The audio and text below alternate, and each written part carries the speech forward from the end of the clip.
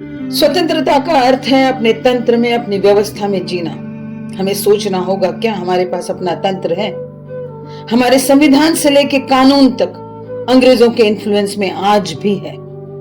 स्वतंत्रता का सच्चा अर्थ और तिरंगे की वास्तविक भावना को कई लोग पूरी तरह समझ ही नहीं पाते हैं, क्योंकि उन्हें भारत की स्वतंत्रता संग्राम और उसमें दिए गए बलिदानों का पर्याप्त ज्ञान ही नहीं है। तिरंगा केवल 3 रंगों का कपड़ा नहीं है, बल्कि उस आत्मा का प्रतीक है जो स्वतंत्रता संग्राम के दौरान जनता के हृदय से फूटा था। हमारे ध्वज पूर्वजों के खून, पसीने और आंसुओं को सींचता है।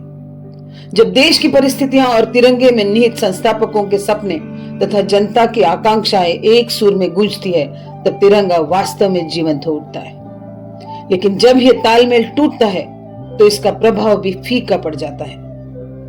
आज प्रश्न यह है, क्या हमारा गणतंत्र उन आकांक्षाओं पर खरा उतरता है?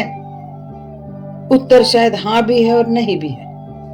कई क्षेत्रों में हमने आगे बढ़ रहे हैं। यह एक सतत यात्रा है, लेकिन कई मोर्चे पर हमारे कर्म उस मूल दृष्टि से भटक गए हैं जो तिरंगे में अंकित है।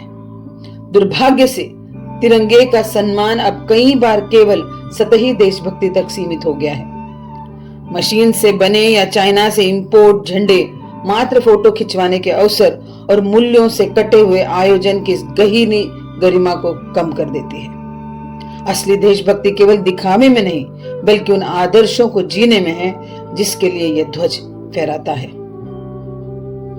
अब भी समय है, इसे समझो, अपनी स्वतंत्रता को समझो, अपने देश की पुकार को समझो और अपनी वास्तविकता को समझो।